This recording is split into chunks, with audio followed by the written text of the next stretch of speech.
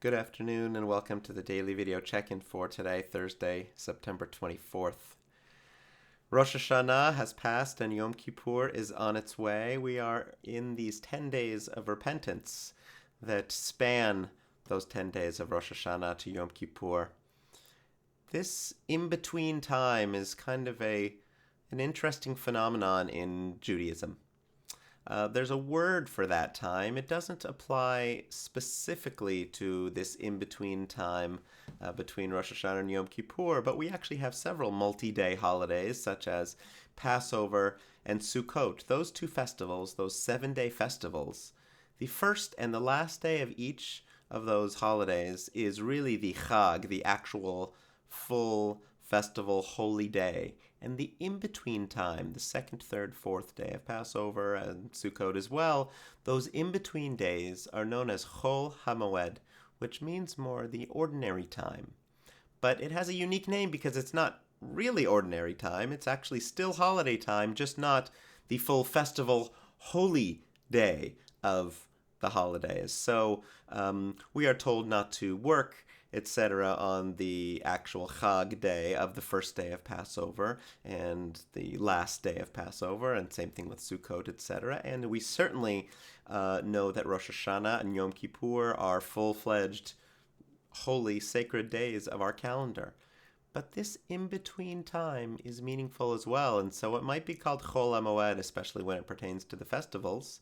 And in this case, it's called these 10 days of repentance. But what does it mean that we aren't really celebrating a holiday right now, but it's not just regular time either? These intermediate days have their own importance and own kind of unique nature. So between Rosh Hashanah and Yom Kippur, I think the title gives us a real clue, the 10 days of repentance. We are to do that work of teshuvah, of reflection and return and self-examination that we began well before Rosh Hashanah during the month of Elul, and it's not something that happens only on Yom Kippur, but we use these days to really prepare for Yom Kippur. So these are special days in that way. In fact, the Shabbat that falls in between Rosh Hashanah and Yom Kippur, known as Shabbat Shuvah, and I know that Rabbi Hirsch spoke about Shabbat Shuvah in her check-in earlier this week, but it's called Shabbat Shuvah not just because of the Haftarah that she spoke about, but because it is this Shabbat of turning and of return where we do that work of teshuvah. So we have a special time, even if it's not the holiday time. Now, that word Chol HaMoed itself is, or phrase, I should say, is kind of an interesting phrase. It literally means ordinary time or the weekdays, etc. So if we look at Passover, the festival days, as I said, are the first and last days, and that intermediate time is Chol HaMoed. Moed refers to time, and Chol literally means ordinary. But it has another meaning. It also means sand, and the two meanings are very connected. Sand is certainly one of the most ordinary materials we could have, right? If something is like the grains of sand on the beach, could we ever count those grains of sand? They are not unique.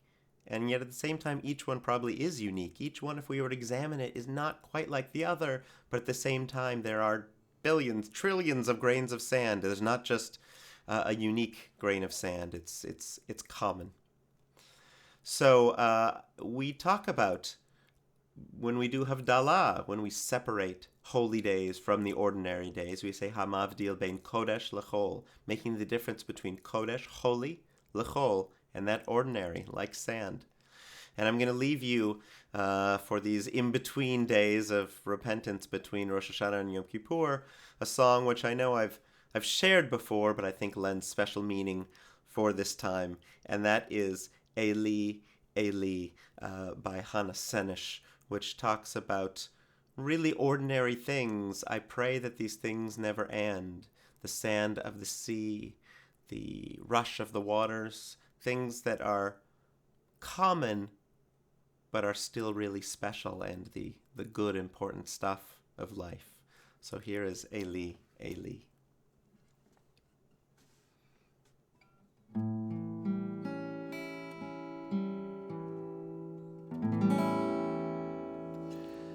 Eli,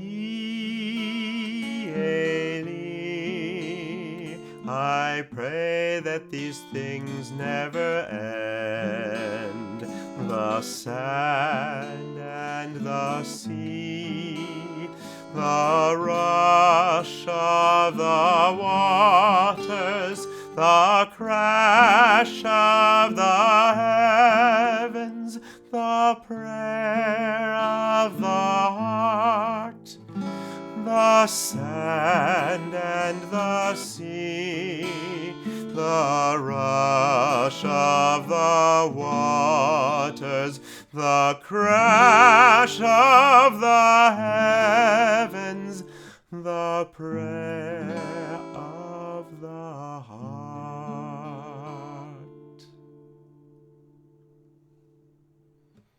Shana Tova, a sweet and good new year, and Gemar Chatima Tova. May you all be sealed in the book of life.